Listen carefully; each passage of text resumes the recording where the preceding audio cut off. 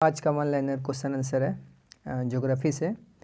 और सॉरी बहुत दिन से वीडियो नहीं आ पा रहा था, ठीक है, तबीयत ख़राब के चलते, बट अब कंटिन्यू आएगा।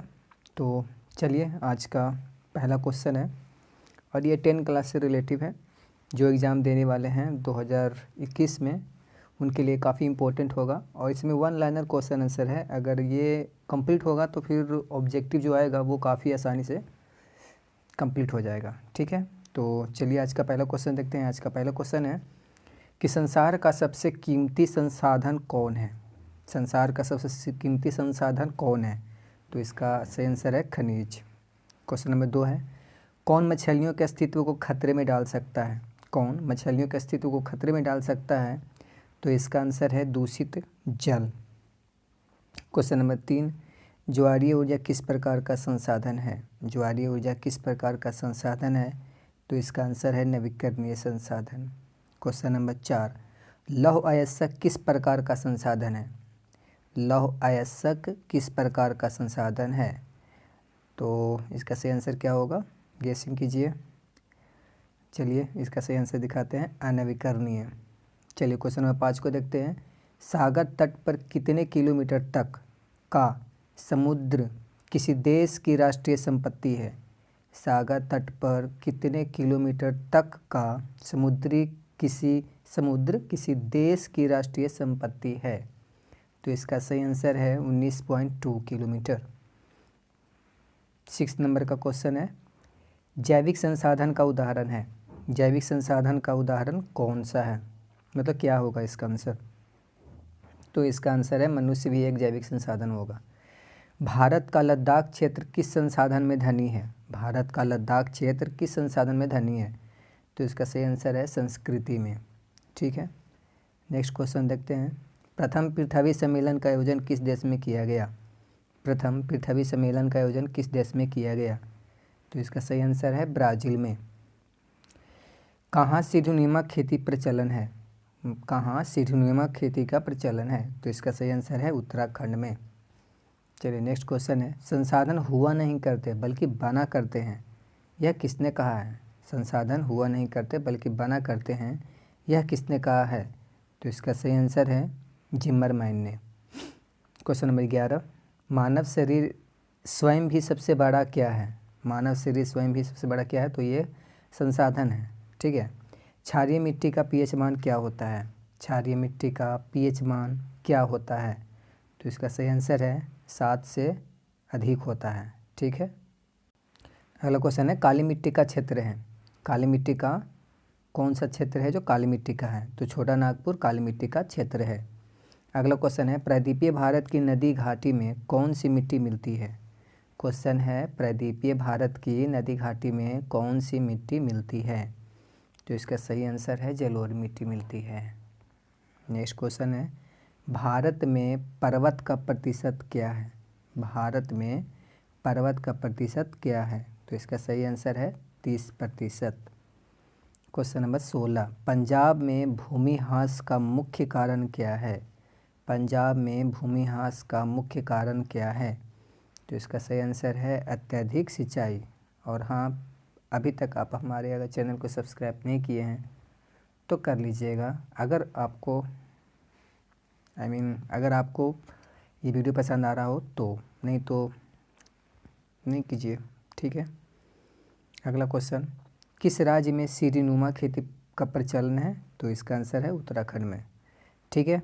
नेक्स्ट क्वेश्चन देखिए, काली मिट्टी में मुख्यतः कौन सी फसल उगाई जाती है?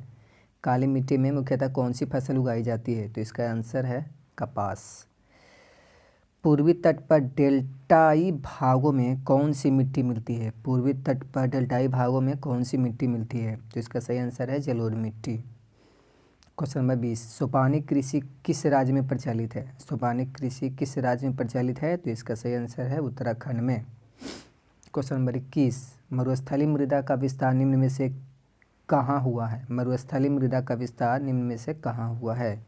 तो इसका सही आंसर है राजस्थान में, ठीक है। क्वेश्चन नंबर 22, काली मिट्टी का दूसरा नाम क्या है? यानी काली मृदा का दूसरा नाम क्या है? तो इसका सही आंसर है रेगुर मिट्टी। अगला क्वेश्चन है काली मिट्टी किस फसल के लिए आवश्यक है? काली मिट्टी किस फसल के लिए आवश्यक है? तो इसका सही आंसर है कपास के लिए। ठीक है। खादर किस प्रकार की मिट्टी है? क्वेश्चन है कि खादर किस प्रकार की मिट्टी है? तो इसका सही आंसर है जलोढ़। काली मिट्टी का दूसरा नाम क्या है? काली मिट्टी का दूसरा नाम क्या है? तो इसका सही आंसर है रेगुर मिट्टी। खादर किस प्रकार की मिट्टी है? तो इसका सही आंसर है जलोढ़ मिट्टी। भारत के समस्त स्थल भाग का कितना प्रतिशत जलोढ़ मिट्टी से ढका हुआ है? तो इसका सही आंसर है 24%। क्वेश्चन नंबर 28, वन प्रदेश की मिट्टी का रंग कैसा होता है? वन प्रदेश की मिट्टी का रंग कैसा होता है? तो इसका सही आंसर है मटमैला। क्वेश्चन नंबर 29, किस मिट्टी में अधिक समय तक आर्द्रता बनाए रखने की क्षमता होती है? तो इसका सही आंसर है काली मिट्टी। क्वेश्चन नंबर 30, सर्वाधिक उर्वरा मिट्टी है, सर्वाधिक उर्वरक मिट्टी कौन सी है? तो काली मिट्टी। क्वेश्चन नंबर 31, किस मिट्टी में बैक्टीरिया कम सक्रिय होते हैं? तो इसका सही आंसर है अल्पाइन मिट्टी में। क्वेश्चन नंबर 32, कपास की खेती के लिए उपयुक्त है? तो इसका सही आंसर है काली मिट्टी। क्वेश्चन नंबर 33, जलोढ़ मिट्टी किस फसल के लिए उपयुक्त है? तो इसका सही आंसर है धान।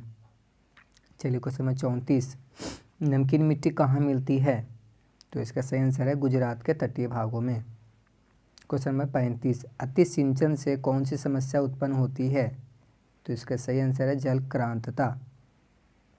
क्वेश्चन नंबर 36, भूमि संरक्षण का तरीका नहीं है? तो इसका सही आंसर है अविनालिका खेती।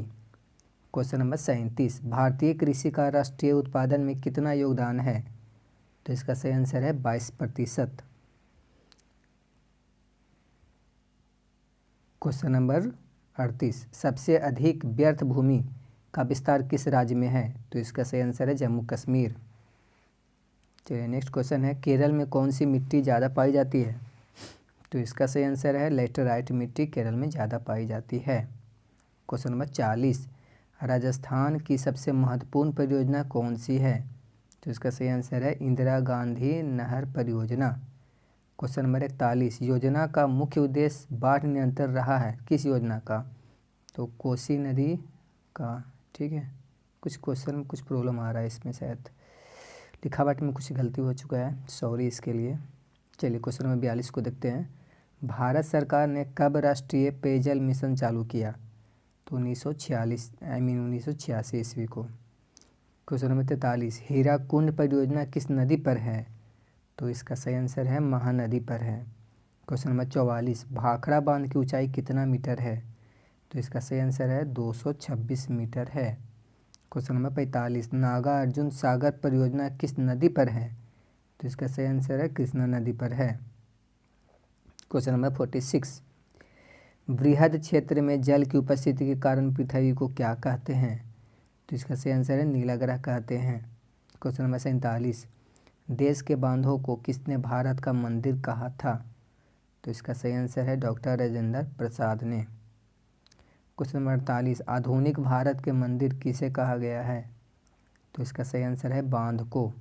क्वेश्चन नंबर 49, स्वतंत्र भारत की पहली नदी घाटी परियोजना कौन सी है? तो इसका सही आंसर है दामोदर घाटी परियोजना।